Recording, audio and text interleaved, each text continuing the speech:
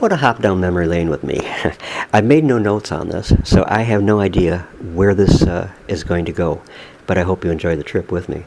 I grew up in the mid 1960s through the disco era in the 1970s. Those were my times, and I enjoyed them very, very much. I lived on Shoe Drive in Bridgeport, Michigan, with my dad and mom, and my sister and two brothers, in a red brick house, 4-bedroom, that my dad and my grandpa built right after World War II. And it was a pretty cool house. In thinking back, though, some of the outstanding memories that I have of my childhood, I remember that my mother kept me out of school a lot, and actually so much that at one time a nurse came from the school and told my mother that there's going to be problems if she didn't, start having me in school regularly. She expected this kind of behavior from people who lived across the tracks from us, but not from us. I didn't know what that meant at the time, but I get the clear meaning and gist of it now. But she did keep me out a lot, and I remember, though, on many occasions when she kept me out, we would walk down Shreve Drive to State Street and then up to the Dixie Highway, where we would stand in front of Garshinsky's grocery store, and we would catch a bus to downtown Saginaw, where we'd spend the day. And I remember taking me to the Superior Dairy Cafeteria in Saginaw for lunch, and I always had macaroni and cheese. They had the greatest macaroni and cheese there that you could imagine, and I always had that. And I remember why this sticks in my mind, I don't know. But today in the restaurants you get the little creamers there in those little plastic things that you rip the top off from. Well, back then they were little bottles, little miniature milk bottles that had cream in them. And I always thought those were really neat. And I've actually dug some of those up over the years in my archaeological and relic rambling. But anyways, from there we would go to Woolworth's department store, where she would shop, sometimes leave me in the toy department by myself to have a look at all the toys. And she would always buy me something, though. And you could get things that were pretty neat then for a nickel or a dime.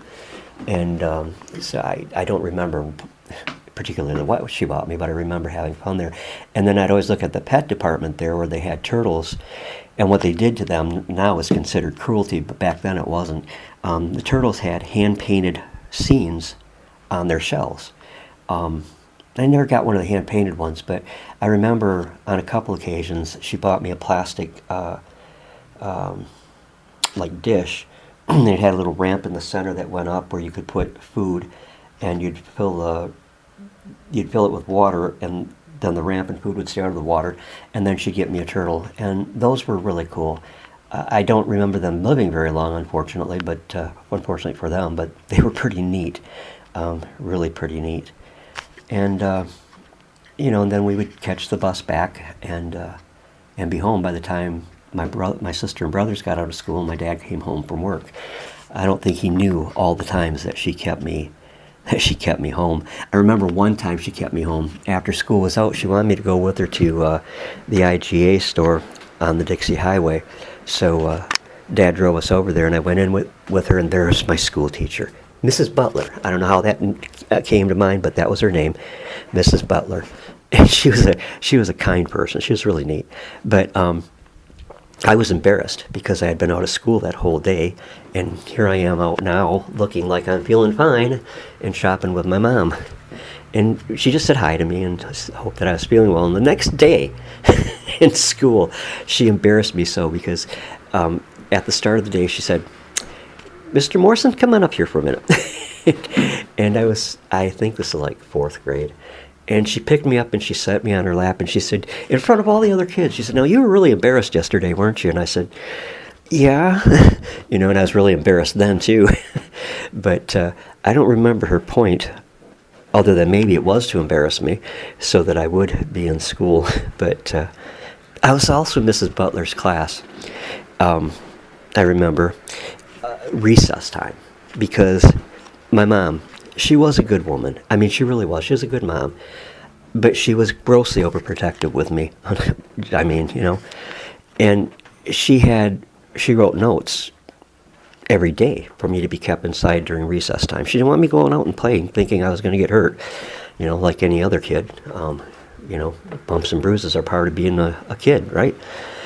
So one day, the teacher got tired of it, and she said, "You're coming outside, and you're going to have recess with the rest of us." And I said, "But Mom wrote that letter. She doesn't want me to go out." And she said, "I don't care. You're going out." And I was glad. And so I went out, and she got me in with a bunch of boys that were playing baseball. Oh, poor Mrs. Butler. I was up to bat. No, I forget how it happened exactly, but I wasn't up to bat. But somebody accidentally swung the bat and hit me right in the bridge of the nose, knocked me out, and she was so scared. But she got me up and got me home and told Mom what happened. And I can't remember my mom's reaction, and I'm surprised I can't, because I'm sure it wasn't a pleasant reaction. But I remember sitting up for 24 hours straight. She made me sit up and not fall asleep because of it, thinking maybe I had a concussion or something. But poor Mrs. Butler, she was just trying to do what was best for me and let me have a good time like the other kids were. Well, you know how that goes. We never took elaborate vacations when I was a kid. We couldn't afford to. Dad had a decent job. He was a setup man at Chevrolet Transmission in Saginaw, and he made, decent money for the time. But we would usually go up to, we lived in Bridgeport, as I said, and we'd usually go up to Tawas Lake, about an hour and a half north of us, and Bill Pop, who was a farmer in Bridgeport, he let us use his cabin there, and we would often vacation there. And I hated it at the time. Well, I didn't hate it. There were parts of it that I didn't like. For example, if you wanted to brush your teeth and wash up in the morning, you'd have to go in the kitchen and hand pump the water, and it was cold, always cold. And same thing at night when you were getting ready for bed.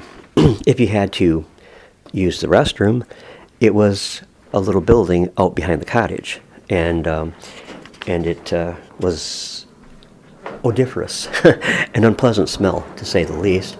But at night, it was a whole different problem. At night,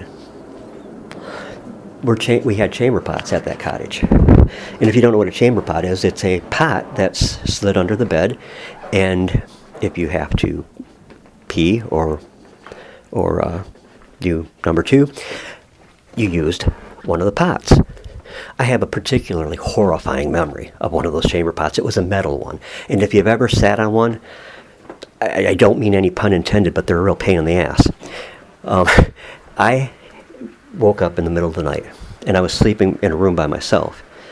And there was a fierce, raging electrical storm going on outside.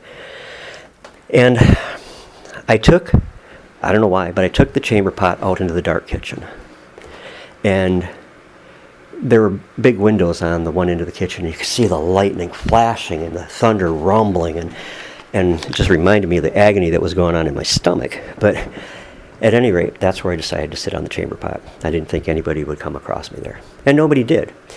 But I remember thinking the whole time, I know I'm going to get struck by lightning, and this metal chamber pot is going to be fused to my butt, and I'm going to have somebody help me to get it off. Well, no lightning struck, but I was stuck. I was stuck, and it hurt. But I finally got out of the situation on my own, and was none the worse for wear, I guess. But that memory stands out so well in my mind of going to Pop's cottage, along with another potty memory. This one concerned my mom, my sister Roseanne, and my sister-in-law Jean Pop, who at that time was Jean Pop. She hadn't married my brother yet, so she wasn't Jean Morrison yet. But we were all up to the cottage, and it was night. And Dad and my brothers were, I don't know, they might have been off fishing yet, but all 3 girls had to go to the bathroom.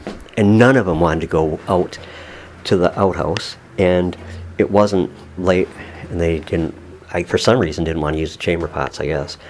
Well, there was some pretty heavy bushes next to the cottage, by the kitchen, which is where the front door, one or two front doors was.